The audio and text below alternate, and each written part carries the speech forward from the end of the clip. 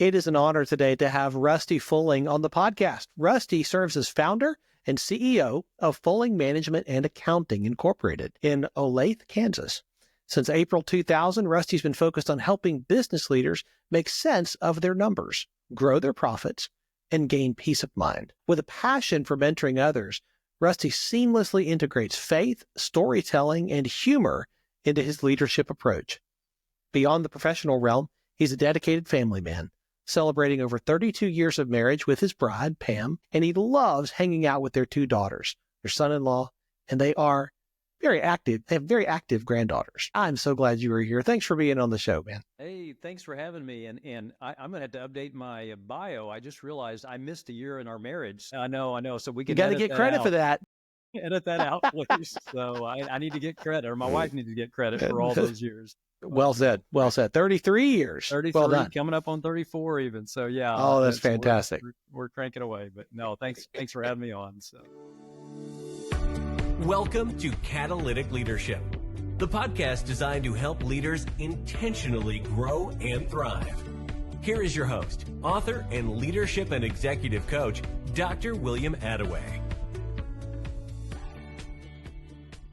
I would love, Rusty, for you to share some of your story with our listeners, particularly around your journey and your development as a leader. How did you get started? Yeah, that leadership, I would say I approached it reluctance and curiosity, if I can start with those. So reluctance, I resonate a lot with the early stages of the story of Moses in the Bible. Hey, I am not, I'm not a good speaker. Who am I? I'm not qualified. And I love the quote, God does not call the qualified, but qualifies the called. Yes. And I think I'm constantly reminded of that through leadership. But that's definitely one. And I think the other one is curiosity. Love great podcasts. I mean, like yours and others where you can just listen to other leaders and learn. And so part of that's just learning to ask the right questions or asking questions at all. Sometimes it's all about us. And there was a friend of mine when, kind of going back to the leadership piece, I was at a CPA firm, working at a firm, and I had a colleague of mine over lunch one day say, "I can't believe you haven't started your own company." And it was just that affirmation of a friend, William, that just is like, wow, somebody believes in you kind of thing. And so I think it was part of that curiosity and that reluctance coming together and just that affirmation. Boy, that's really what kind of sparked really the company that we're in today. Wow. It's so funny, and I wonder if that person knows what a difference they made with a comment like that. Yeah. It's so funny how powerful words are, isn't it? It is. And going back and he probably doesn't even remember that lunch, all those years ago, but we've had chance to visit over, it's been several years now, but yeah, sometimes those little moments. And so sometimes we're the message giver. And so, we need to be open to making sure we're affirming those that need to be affirmed in those areas. So stepping out of an established firm and stepping into your own thing, that comes with a little bit of fear, a little bit of trepidation, and a whole lot of hard work. Yeah. What was that journey like? Yeah, what was that transition and not like? A little bit of fear, a lot of bit of fear, William. Come on now. I remember, that first year, so we launched Fulling Management and Accounting is our company, and we had 3 little clients that we started out with, and definitely the income was probably cut by about 2/3, and we had 2 little ones at home, and I was the sole breadwinner at the time. And yeah, definitely a little lean, but I'll tell you, there's so much freedom, I would say, in when you're leaning into the right things. I think I think that was one of those things you just felt a weight lifted off your shoulder. I think when you're in your calling, when you're really leaning into your purpose. I love that. I imagine that when you made that leap and revenue gets cut, you got to start figuring out how to do what you do with less. Yeah. From that point, it was probably just straight up and to the right. Exactly. Just a rocket ride, right? No difficult days, no challenges, no second guessing. Yeah. That's how it goes, right? That's how it goes. You bet. Yeah. And it's funny, going back to the, the word reluctance and curiosity, I think, even starting my own business, I did not see a business as much as probably just a job, a job. I'm doing this job, and I had a great team member, coworker, and literally, William, for the first 10 years, it was a job. We just putted along. And I think it was about year 10, I had gone on a mission trip to Honduras and came back just all euphoric as far as this amazing experience. And my wife and I actually talked about leaving this area and going and being missionaries. And I was sharing that with a small group of friends. And one of the friends said, maybe the mission that you're being called to is the business God's already put you in. Oh, And it was just that wake up moment that thought, oh my goodness, I need to be a better steward of what we've been given. And if you were to look at a chart, when you talk about up to the right, that is really that tipping point where all of a sudden it's, we need to actually have a vision, and we need to be working at this. If we're being called to this, man, we need to be working it as if it were God's, and really putting, kind of our belief system in what we do every day. And so that's where core values developed. That's where kind of our mission developed. And so about, right around that year 10 mark was kind of I would say, kind of rebirth of the company, if you want to put it that way.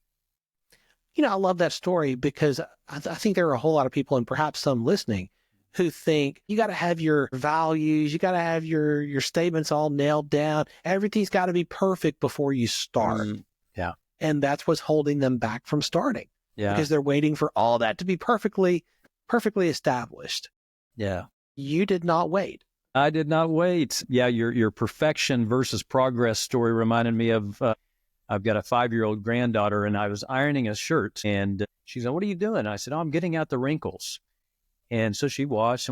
And so when I went to put on, she goes, "Oh, I see wrinkles." I thought, oh my goodness, I got this 5-year-old critique. But my point of that is sometimes, yeah, you're exactly right. We wait for perfection before we move. And sometimes we need to do what I think it was Seth Godin said, just ship it. You just got to go. Yes. And so I would say for us, core values, that was a big step for us from the standpoint of clarity as far as who we want to work with. Really, what's our values? What are we bringing to the table, and how do we operate? And so that has been a really pivotal moment to making sure you're defining those. I'd say early. You may not have them day one, but do spend some time on that. So would you be willing to share one or two of your cultural core values? Yeah, core values. So our core values spell out the word GRACE, GRACE. That stands for growth, represent the client, accountability, champion attitude, and eternal impact. I love that. It really seems to capture so much of what you talk about matters most to you. Yeah. Well, and that's a great point. Sometimes we separate the business from the personal, and say going back to the curiosity and watching those leaders that are just incredible, running these or, leading these big organizations or healthy organizations. Boy, a lot of times there is that integration between the two. It's not here's how I am at work and here's how I am outside of work. So yeah, definitely if you can incorporate those, it's just going to be so much more natural in your leadership. Now that brings up a point, that integration. This is something that I talk with people about frequently, this idea that you can compartmentalize different parts of your life. Yeah. And that what happens at home won't affect what happens at work. Yeah. And that your faith won't affect what happens, with your team in the workplace. And I think the idea of compartmentalization is something we inherited from the ancient Greeks. And it's a cute myth.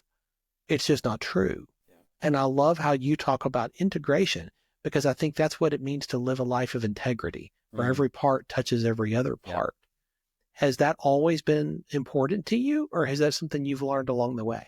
Yeah, definitely. It's a learning, and I think still learning. But it was probably 10 to 15 years ago. I think we heard a leader speak about work-life balance versus work-life integration.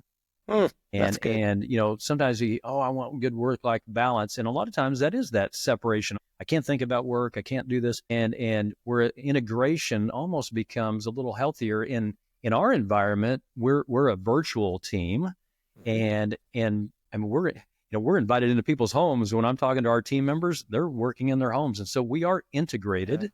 And so if we look at that as unhealthy, then that's going to be a challenge in our environment. But we've just found so much value in the integration word and in practice. Yeah, it's just been a healthy model for us. Leading a virtual team is very different than leading a team inside of an office setting where you're all together in person. Yeah.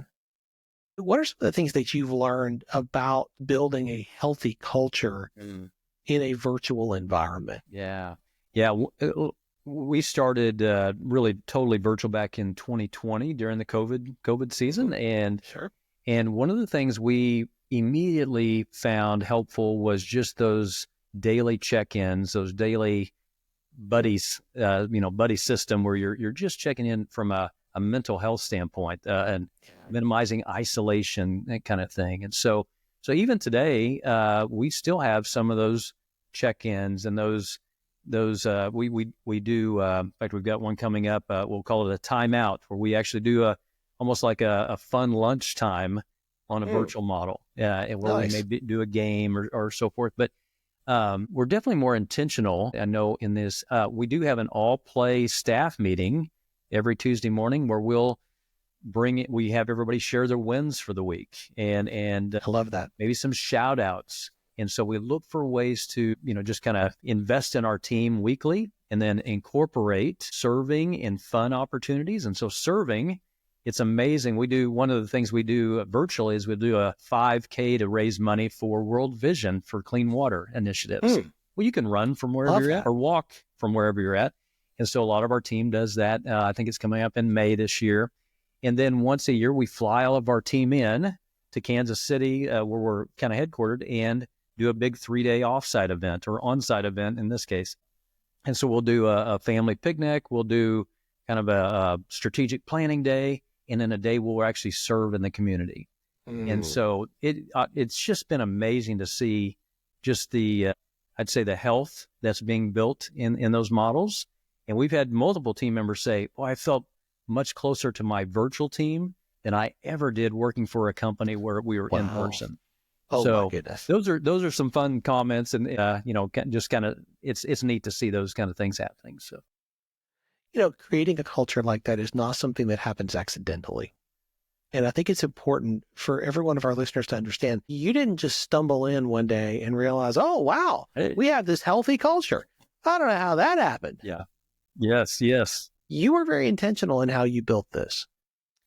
And I would say intentional, not without its stumbles. So learning from, hey, what's working, what's not. So like we'll do a SWOT analysis, or we actually do a 4 helpfuls: what's working, what's broken, what's missing, and what's confusing.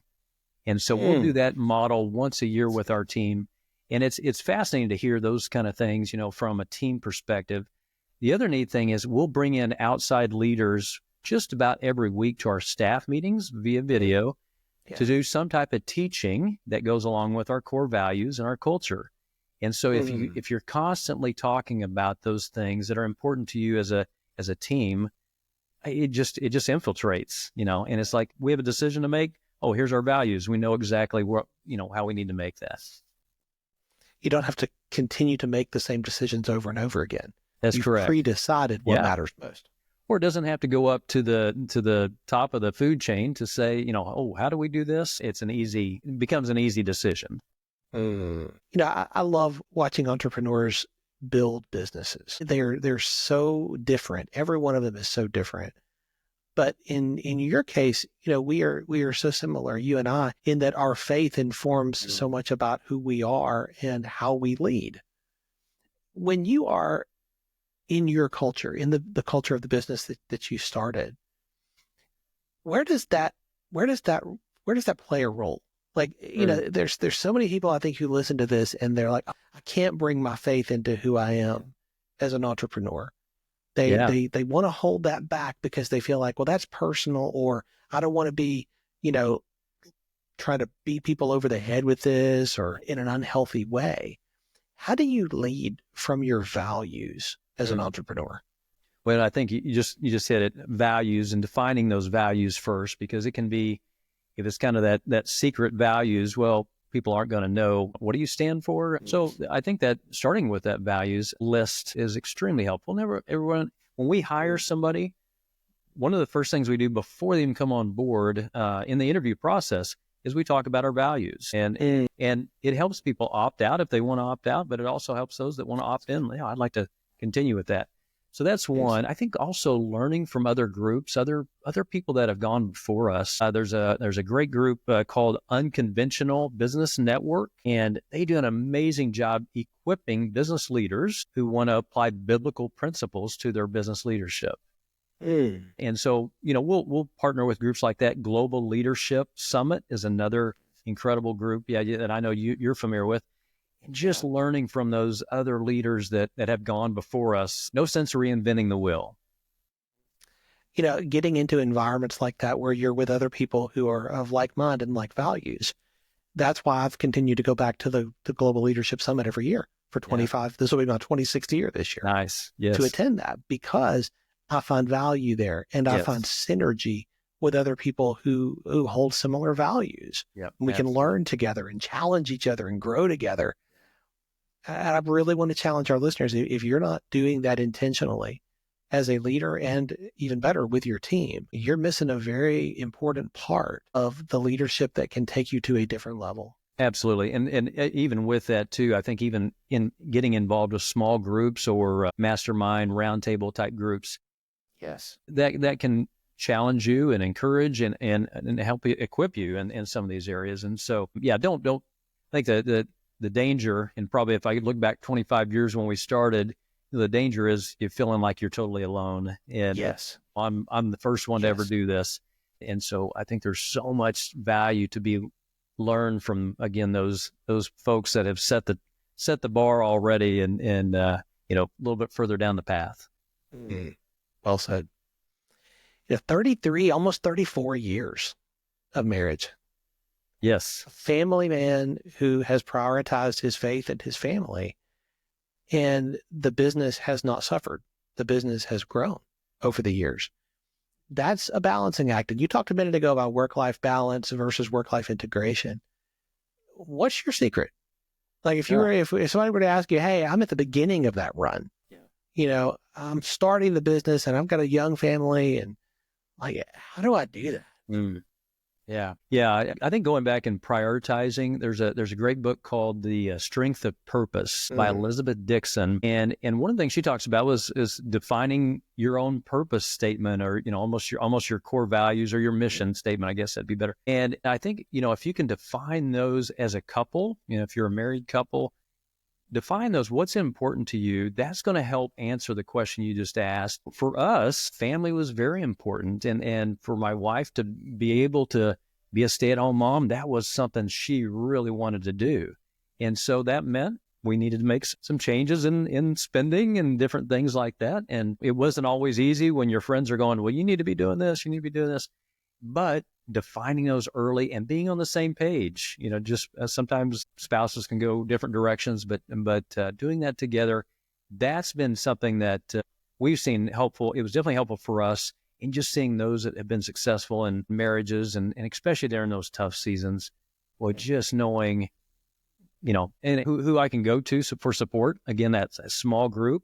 I look back on those early stages, and some of the most critical times in our young parenting, young marriage, is having another couple that is supportive and just coming along beside you. So again, kind of like business leadership, don't do it alone. Find those healthy relationships. Could be an older couple that's maybe a mentor relationship, but I would say those have been some of the things that have been helpful for us personally. That's a lot of wisdom there, Rusty. As you now in your business interact with so many different business owners and leaders who are struggling with this whole accounting thing. Yeah.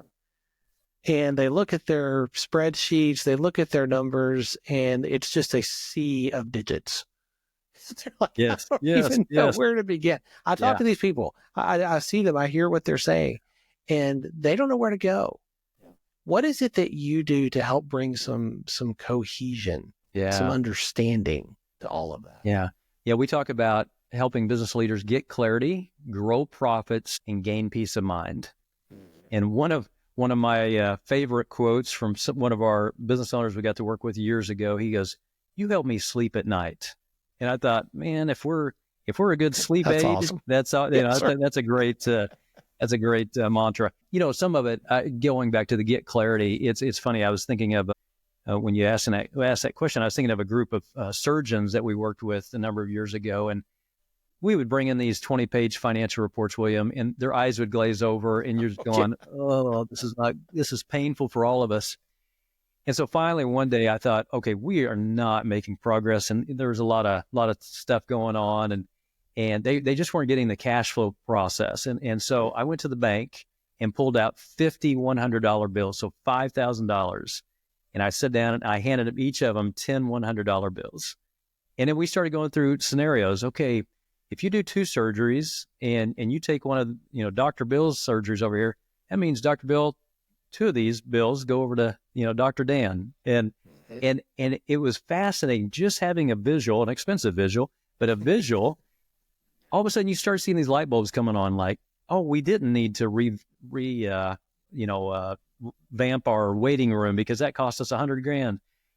Oh yeah, let's take a couple dollars out of it. So all of a sudden, sometimes it's those visuals that people just need that clarity. So we were talking this morning in one of our staff meetings as far as what if we did a real simple happy face, medium face, and a sad face. Where's your business at on this chart? And some business owners are going, that's exactly what I need. Others, I just need a simple graph. Just show me a simple, how am I doing versus budget? Okay, I can read that. And then some really like the 20-page reports. So it's really sitting down with a business leader and just understanding what's their communication style. And once you do that, it just makes it so much easier to come along the side and, hey, let's make sure we're communicating in that realm. Not that education isn't happening along the way, but just getting that clarity so they know and they can sleep at night. That's the fun part. Well, that's a gift to be able to make the complex understandable. And I love that you do that with business owners to help them to sleep at night, to help them find that peace that comes from knowing, hey, this is under control. This is not just, in the land of, boy, I hope that all works out. Yes. Which is where so many are. Yeah, absolutely. A friend of mine, Alex Judd, that has a coaching group called Path for Growth, he talked about a CFO is like running your financial guidance, like you're driving through the fog. And you might be on the right path, but you can't really see what's ahead. And so just bringing in somebody that can help, almost like some really great LED lights, that can show you where the potholes are coming. And, hey, if you take this detour, you can get to where you're trying to get to faster. So I just thought his analogy of driving through the fog, that can be pretty true for a lot of business owners sometimes. Well, clarity is kindness. Yeah. Clarity is kindness with other people, is kindness with your team. It's most often kindness with yourself. Yeah.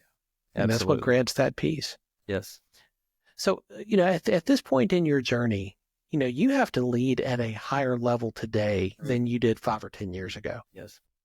And that same thing is going to be true 5 or 10 years from now. How do you continue to level up your game with the new leadership skills that your team and your clients are going to need you to have? Yeah. I was with a group of business leaders just participating as a member of a roundtable group this week, and there was a leader that was probably had about 20 team members, and his your question was right on target, where he's like, oh, I still want to get out in the field and do all these things, and he goes, I just don't have time to do everything, and I think part of it is learning to lead is different than doing some of the day-to-day things that was fun in the beginning. And so we talk about developing what we call success statements. What's a success statement for your role today look like? And so it's really defining, for me to be successful in this stage, in this role, here's the things that should be happening.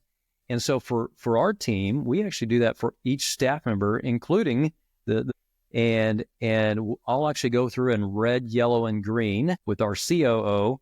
How am I doing in this area? How am I doing in this area?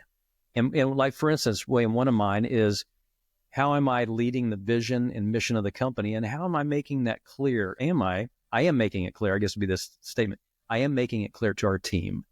And so that can be things like, a message I put out every week as far as, hey, here's a story about a core value that I saw in action this week, or something along those lines to just be reinforcing, guys, here's what we need to be doing. So, but it's real helpful. So it's redefining that, I think, periodically as far as what the needs of our organization is. One of the things that was really pivotal for us this past year was moving to a visionary integrator model. And what that looks like is really my role has gotten to move more into that visionary role, which I just love. And we've got a great COO who's moved into that role, which is more of that integrator. And she can actually run the day-to-day operations and just do an amazing job getting into the details like I never could, because that's her skill. And so it's continually learning from others and applying some of those lessons. And so that's been helpful for us. And I can see that continuing.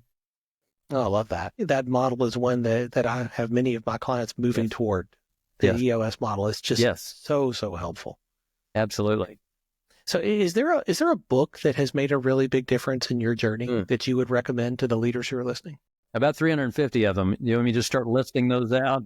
Just get it going. Get it going. It is interesting because I think there's different ones in different stages of business or life or situations you may be going through. And so I go back to, 25 years ago, and some of those early ones that were so helpful. I think more recently, The Ruthless Elimination of Hurry by John Mark Comer. Yes. Great book. A Strength of Purpose, I mentioned earlier, by Elizabeth Dixon. Soundtracks by John Acuff. One of my favorites. There you go. I think those kind of things are so helpful. And the last one I'll mention, The 6 Types of Working Genius by Patrick Lencioni. Yes. So probably another one that you're familiar with. 100%. Those are just a few that off the top that I could think of. But I would say one of the things when I talked about that year 10 being a pivotal moment, I had not been a reader up to that point. And it was really that reading, getting input from others, that has, again, been so helpful. So yeah, if there's folks out there that aren't reading, please add a few books to your list this year. There's just so much great information, that can just help push you forward as a leader, as a parent, as a spouse, wherever you're at in life. So that's so true. Rusty, every time we talk, I want to continue the conversation. Yes. I learned so much in our conversations. I'm so grateful today that you have shared so open-handedly from your journey and the insights that you've gained along the way. I know our listeners are going to want to stay connected to you and continue to learn more from you and about what you're doing. What's the best way for them to do that? Yeah, I'd say LinkedIn, Rusty Fulling at LinkedIn, and then our company website, fullingmgmt.com, fullingmanagement.com. Those would be the two ways to stay connected. So, hey, I sure appreciate your time. And it was fun to visit before we hit the record button too, and talk about family and stages of life and some of that as well. So, absolutely. Rusty, thank you so much again. Have a great day. Thanks. Thanks for joining me for this episode today. As we wrap up, I'd love for you to do 2 things. First, subscribe to this podcast so you don't miss an episode. And if you find value here, I'd love it if you would rate it and review it. That really does make a difference in helping other people to discover this podcast.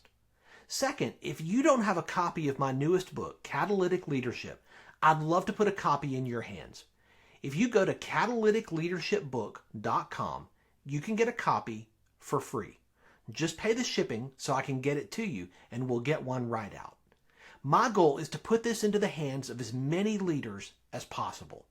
This book captures principles that I've learned in 20 plus years of coaching leaders in the entrepreneurial space, in business, government, nonprofits, education, and the local church. You can also connect with me on LinkedIn to keep up with what I'm currently learning and thinking about.